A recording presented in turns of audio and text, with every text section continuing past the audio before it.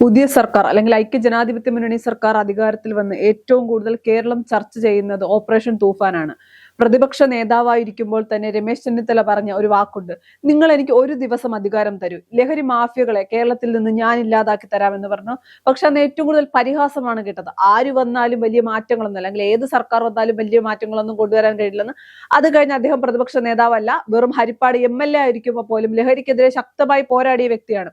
അതുപോലെ തന്നെ എടുത്തു പറയേണ്ട ഒരു കാര്യം, അല്ലെങ്കിൽ രമേശ് ചെന്നിത്തല എടുത്തു പറയേണ്ട ഒരു കാര്യം എന്ന് പറയുന്നത്, യുവാക്കളെ, കേരളത്തിലെ യുവാക്കളെ ലഹരിക്ക് വിട്ടുകൊടുക്കില്ല, കേരളം ലഹരിയുടെ ഹബ്ബാക്കി മാറ്റാൻ ഞാൻ അനുവദിക്കില്ല എന്ന് അദ്ദേഹം പ്രതിപക്ഷത്തിരിക്കുന്ന സമയം പോലും അദ്ദേഹം നിരന്തരം ആവശ്യപ്പെട്ടു. അന്നത്തെ സർക്കാരിനെ നിരന്തരം വിമർശിച്ചു. അതിനുശേഷം ഐക്യ ജനാധിപത്യ മുന്നണി സർക്കാർ അധികാരത്തിലെത്തുമ്പോൾ അദ്ദേഹം ആഭ്യന്തര വകുപ്പ് മന്ത്രിയായി വരുമ്പോൾ ആദ്യം പ്രഖ്യാപിച്ചത് തൂഫാൻ, കേരളത്തിലെ ലഹരി മാഫിയകളെ ഇല്ലാതാക്കാൻ വേണ്ടി തൂഫാൻ എന്ന പദ്ധതിയുമായി അദ്ദേഹം മുന്നോട്ട് പോകുന്നു, കേരള പോലീസിന്റെ നേതൃത്വത്തിൽ. ആ തൂഫാനുമായി മുന്നോട്ട് പോകുമ്പോൾ കേരളത്തിന് ഒരുപാട് ആശങ്ക ഉണ്ടായിരുന്നു, ഈ പദ്ധതി എങ്ങനെ വിജയം കാണും, ഇത് വെറും ഒരു അവയർനെസ് പദ്ധതി ആയിരിക്കും, സ്കൂൾ കോളേജുകൾ കേന്ദ്രീകരിച്ചാണ് എന്നുള്ള തെറ്റിദ്ധാരണയൊക്കെ ആദ്യം ഉണ്ടായിരുന്നു. ഒരിക്കലും കേരളത്തിലെ ലഹരി മാഫിയകളെ ഒന്നടങ്കം അല്ലെങ്കിൽ ഒറ്റയടിക്ക് ഇല്ലാതാക്കാമെന്നൊരു താല്പര്യം, അല്ലെങ്കിൽ ഇല്ലാതാക്കാൻ കഴിയുന്ന ഒരു വിശ്വാസം രമേശ് ചെന്നിത്തലയ്ക്കും ഉണ്ടായിരുന്നില്ല. പക്ഷേ തൂഫാനുമായി പോകുമ്പോൾ, അല്ലെങ്കിൽ തൂഫാൻ എന്ന പദ്ധതിയുമായി മുന്നോട്ട് പോകുമ്പോൾ രമേശ് ചെന്നിത്തല പോലും കേരളത്തിൽ ഇത്രത്തോളം ലഹരി ഒഴുകുന്നുണ്ടെന്ന് ചിന്തിച്ചിട്ടില്ലായിരിക്കണം. എന്തായാലും ഇന്നിപ്പോ നിയമസഭയിൽ അദ്ദേഹം ആ കണക്കുകളൊക്കെ വ്യക്തമായി പറയുന്നുണ്ട്. ഓപ്പറേഷൻ തൂഫാൻ കേരളത്തെ തൂക്കിയില്ലേ? തീർച്ചയായും ഇതുവരെ 2954 കേസുകൾ രജിസ്റ്റർ ചെയ്യുകയും 3176 ആളുകളെ അറസ്റ്റ് ചെയ്യുകയും ചെയ്തിട്ടുണ്ട്. ഓപ്പറേഷൻ തൂഫാനുമായി ബന്ധപ്പെട്ട് കേരളം വലിയ പ്രതീക്ഷയോടുകൂടിയാണ് ഈ സർക്കാരിനെയും ആഭ്യന്തര വകുപ്പിനെയും നോക്കിക്കാണുന്നത്. പ്രത്യേകിച്ച് കേരളം ഏറെക്കാലമായി മയക്കുമരുന്നിന്റെ ഹബ്ബായി മാറുന്നുവെന്ന് പല ഭാഗത്തുനിന്നും വിമർശനം ഉയർന്നിരുന്നു.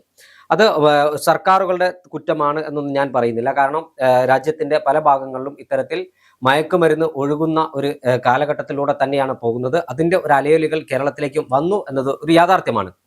ഏറ്റവും പ്രധാനപ്പെട്ട ഒരു കാര്യം, നേരത്തെ സിന്തറ്റിക് ഡ്രഗ്സ് ലഭിച്ചിരുന്നത് രാജ്യത്തെ വൻകിട നഗരങ്ങളിലായിരുന്നു. അതായത് ഡൽഹി, ബോംബെ, ബംഗളൂരു, ലക്നൗ പോലെയുള്ള വൻകിട നഗരങ്ങളിലായിരുന്നു സിന്തറ്റിക് ഡ്രഗ് ലഭിച്ചതെങ്കിൽ ഇപ്പോൾ അത് നാട്ടിൻ പ്രദേശങ്ങളിൽ പോലും സുലഭമായി ലഭിക്കുന്നു. MDMA, കൊക്കൈന്, അതോടൊപ്പം തന്നെയുള്ള അത്തരത്തിലുള്ള ലഹരികൾ, കഞ്ചാവ് പോലെയുള്ള മാരക ലഹരികൾ ഉൾപ്പെടെ കേരളത്തിന്റെ ഗ്രാമീണ മേഖലകളിൽ പോലും സുലഭമായി ലഭിക്കുകയും കേരളത്തിലേക്ക് ഈ ലഹരികൾ ഭൂരിഭാഗവും എത്തുന്നത് തൊട്ടയൽ സംസ്ഥാനമായ കർണാടകയിൽ നിന്നാണ്. ബംഗളൂരു കേന്ദ്രീകരിച്ച് MDMA വ്യാപകമായ നിർമ്മാണവും വിൽപ്പനയും അവിടെ തകൃതിയായി നടക്കുന്നുണ്ട്. ഇതിന്റെ പിന്നാമ്പുറ കഥകളിലേക്ക് പോകുമ്പോൾ ആരാണിത് നിർമ്മിക്കുന്നതെന്നോ ആരാണിത് വിൽപ്പന നടത്തുന്നതെന്നോ കൃത്യമായി പോലീസ് സംവിധാനത്തിന് അറിയാൻ സാധിക്കാത്ത ഒരു കാര്യമാണ്, അല്ലെങ്കിൽ എക്സൈസ് സംവിധാനത്തിന് അറിയാൻ സാധിക്കാത്ത ഒരു കാര്യമാണ്. ഞാൻ മനസ്സിലാക്കിയിട്ടുള്ളത്, അവിടെ പല ആളുകളിൽ നിന്ന് ലഭ്യമായ വിവരപ്രകാരം മനസ്സിലാക്കാൻ കഴിഞ്ഞത്, ഈ ബംഗളൂരുവിൽ നിന്ന് കേരളത്തിലേക്ക് വരുന്ന സ്വകാര്യ ബസ്സുകളും KSRTC അടക്കമുള്ള ബസ്സുകളിൽ കാര്യമായ പരിശോധന നേരത്തെ ഉണ്ടായിരുന്നില്ല. 3 ചെക്ക് പോസ്റ്റുകൾ വഴിയാണ് കർണാടകയിൽ നിന്നുള്ള ബസ്സുകൾ കേരളത്തിലേക്ക് കടന്നു വരുന്നത്. തലപ്പാടി, മുത്തങ്ങ, വാളയാർ, ഈ 3 ചെക്ക് പോസ്റ്റുകളിലൂടെ കടന്നു വരുന്ന വാഹനങ്ങളിൽ കൃത്യമായ പരിശോധന പലപ്പോഴും നടക്കാറില്ല, അല്ലെങ്കിൽ ഈ ബസ്സുകളിൽ നടക്കാറുണ്ടായിരുന്നില്ല. ആ ബസ്സുകൾ കേന്ദ്രീകരിച്ചായിരുന്നു ആദ്യകാലങ്ങളിൽ ഇത്തരത്തിൽ സിന്തറ്റിക് ലഹരികൾ കേരളത്തിലേക്ക് എത്തിയിരുന്നത്. പിന്നീട് ഇതിന്റെ വലിയ ലാഭമാണ് ഈ കച്ചവടത്തിലൂടെ ലഭിക്കുന്നതെന്ന് പോലീസ് ഉദ്യോഗസ്ഥരും എക്സൈസുമാരുള്ള സംസാരത്തിൽ പലപ്പോഴും മനസ്സിലായിട്ടുണ്ട്. അത് കൊണ്ട് തന്നെ പല ആളുകളും ഇതിന്റെ കരിയർമാരും ഇതിന്റെ വിൽപ്പനക്കാരും എല്ലാമായി മാറുകയും ഇത് ഉപയോഗിക്കുന്ന ആളുകൾ പിന്നീട് വാങ്ങാൻ പണമില്ലാതെ, ഇത് ഗ്രാമിന് 3000-4000 രൂപ കൊടുത്ത് വാങ്ങാൻ പണമില്ലാതെ ഇത് വിൽപ്പനയിലേക്ക് തിരിയുന്ന ഒരു സാഹചര്യമുണ്ട്. പെൺകുട്ടികൾ ഉൾപ്പെടെയുള്ളവർ ഈ റാക്കറ്റിന്റെ വലയിലാകുന്നത് അത്തരത്തിലാണ്. എന്തായാലും ഓപ്പറേഷൻ തൂഫാൻ വന്നതിന് ശേഷം ഈ അതിർത്തി ചെക്ക് പോസ്റ്റുകളിലൂടെ കടന്നു വരുന്ന സ്വകാര്യ ബസ്സുകളിലും KSRTC ബസ്സുകളിലും ഇതര സംസ്ഥാനങ്ങളിലെ ബസ്സുകളിലുമൊക്കെ വ്യാപകമായ പരിശോധനകൾ നടത്തുകയും ഇത് ഞാൻ നേരത്തെ പറഞ്ഞ 3176 ആളുകളെ വിവിധ കേസുകളായി രജിസ്റ്റർ ചെയ്യുകയും ചെയ്തിട്ടുണ്ട്. എന്തായാലും ഓപ്പറേഷൻ തൂഫാൻ കേരളത്തിലെ ജനങ്ങൾ കൈയടിക്കേണ്ട ഒരു പദ്ധതിയാണ്. കേരളത്തിലെ യുവാക്കളെ കൊടിയ മയക്കുമരുന്നിന്റെ അടിമകളാക്കി മാറ്റി അവരുടെ മസ്തിഷ്കം അകാലത്തിൽ കൊല്ലാനുള്ള ഒരു നീക്കമാണ് ഈ മയക്കുമരുന്ന് ലോബിയുടെ ഭാഗത്തുണ്ടാകുന്നത്. കേരളീയ യുവത്വം അറിഞ്ഞോ അറിയാതെയോ ഈ ചതിക്കുഴിയിൽപ്പെട്ട് ഉഴലുന്ന ഒരു ഘട്ടത്തിലാണ് ഇത്തരം ഒരു പദ്ധതിയുമായി രമേശ് ചെന്നിത്തലയും കോൺഗ്രസ് സർക്കാരും കടന്നു വന്നത്. ഈ പദ്ധതിക്ക് ജനങ്ങളുടെ ഭാഗത്തുനിന്നും വലിയ പിന്തുണയാണുള്ളത്. നേരത്തെ എറണാകുളം ജില്ലയിലെ പെരുമ്പാവൂരിൽ ഇതര സംസ്ഥാനക്കാർ കേരളത്തിൽ ഏറ്റവും കൂടുതൽ താമസിക്കുന്ന ഒരു പ്രദേശമാണ് പെരുമ്പാവൂർ. ആ പെരുമ്പാവൂരിലടക്കം കൃത്യമായി പോലീസിന്റെ റെയ്ഡ് നടക്കുന്നു.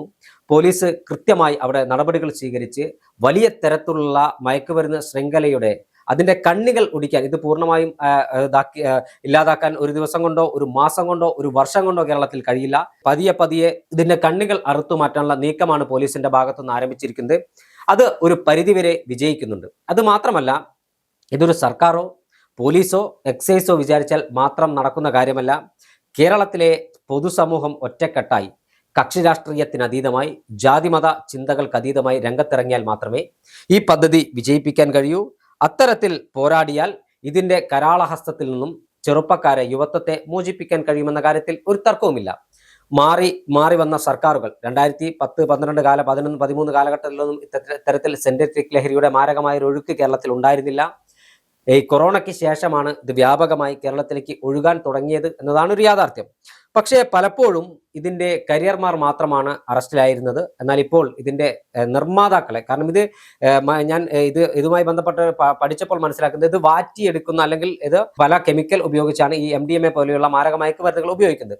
ഇത് ആഫ്രിക്കൻ വംശജരായ ആളുകൾ അവിടെ നിന്നും അവരെ ഇവിടേക്ക് കൊണ്ടുവന്നിട്ടാണ് ലാബിൽ നിർമ്മാണം നടത്തുന്നത്.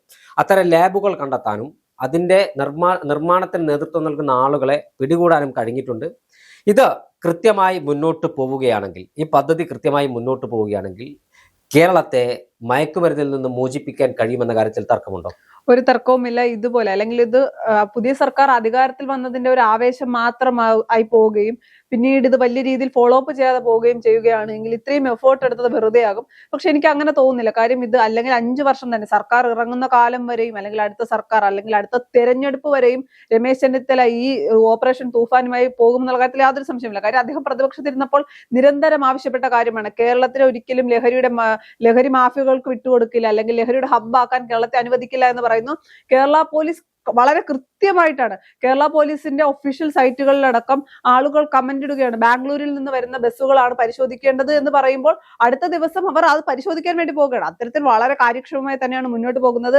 ലഹരിക്ക് കേരളത്തെ വിട്ടുകൊടുക്കില്ല എന്ന് ഈ പുതിയ സർക്കാർ തീരുമാനിച്ചിട്ടുണ്ട്. അപ്പോ രമേശ് ചെന്നിത്തല എന്തായാലും വളരെ ശക്തമായി തന്നെയാണ്. രമേശ് ചെന്നിത്തല ചേട്ടൻ നേരത്തെ പറഞ്ഞതുപോലെ ഇവിടെ രാഷ്ട്രീയമോ ജാതിമത വ്യത്യാസമോ ഇല്ല, കേരളത്തെ വീണ്ടെടുക്കാനാണ്, ഈ ലഹരി മാഫിയകളിൽ നിന്ന് കേരളത്തെ രക്ഷപ്പെടുത്താൻ. പക്ഷെ മറുവശത്ത് ഒരു കാര്യം കൂടി ചെയ്യേണ്ടതുണ്ട്. സ്കൂൾ വിദ്യാർത്ഥികളും കോളേജ് വിദ്യാർത്ഥികളും പെൺകുട്ടികളടക്കം, ഇന്നും രമേശ് ചെന്നിത്തല സഭയിൽ പറഞ്ഞിട്ടുണ്ട്, പെൺകുട്ടികളടക്കം ഇതിന്റെ ഏജന്റുമാരായി മാറിയിട്ടുണ്ട്. അവരെ എങ്ങനെ ഇതിൽ നിന്ന് മോചിപ്പിക്കാം എന്നൊരു ചോദ്യം കൂടിയുണ്ട്. ലഹരി നിരന്തരമായി ഉപയോഗിക്കുന്നവർ, അവർക്ക് പിന്നീട് പണമില്ലാതെ അവർ കച്ചവടത്തിനായി ഇറങ്ങുന്നു. അവരെ ഇതിൽ നിന്ന്, അല്ലെങ്കിൽ ഓപ്പറേഷൻ തൂഫാനുമേ അറസ്റ്റ് ചെയ്യുമ്പോൾ ആദ്യമൊക്കെ ആരാണോ കയ്യിൽ, ഇപ്പൊ ഉദാഹരണത്തിന് കഞ്ചാവാണെങ്കിൽ ആരാണോ ആ വ്യക്തിയെ മാത്രമാണ് പിടിക്കുന്നത്. ഇത് അങ്ങനെയല്ല, ആ കണ്ണിയെ മുഴുവനായി ചോദ്യം ചെയ്ത് പിടിച്ചെടുക്കുന്ന ഒരു രീതിയിലേക്ക് പോയിട്ടുണ്ട് പോലീസും സർക്കാരും ഒക്കെ. അതൊക്കെ നല്ലതാണ്. പക്ഷെ ഇതിൽ അബദ്ധത്തിൽ പോയ വിദ്യാർത്ഥികളുണ്ട്. അവരെ തിരിച്ചു കൊണ്ടുവരാനുള്ള കാര്യം കൂടി ചെയ്യേണ്ട ഒരു ബാധ്യത സർക്കാരിനുണ്ട്. അല്ലെങ്കിൽ അവരെ നമുക്ക് തള്ളിക്കളയാനാകില്ല. വരും തലമുറയ്ക്ക് ഒരു പ്രശ്നം, അല്ലെങ്കിൽ വരും തലമുറ ലഹരി നുണയാതിരിക്കണം എന്ന് പറയുമ്പോൾ പോലും ലഹരിയിൽ അടിമപ്പെട്ടു പോയവരെ രക്ഷിക്കാൻ വേണ്ടിയുള്ള കാര്യങ്ങൾ കൂടി സർക്കാർ ചെയ്യേണ്ടതുണ്ട്.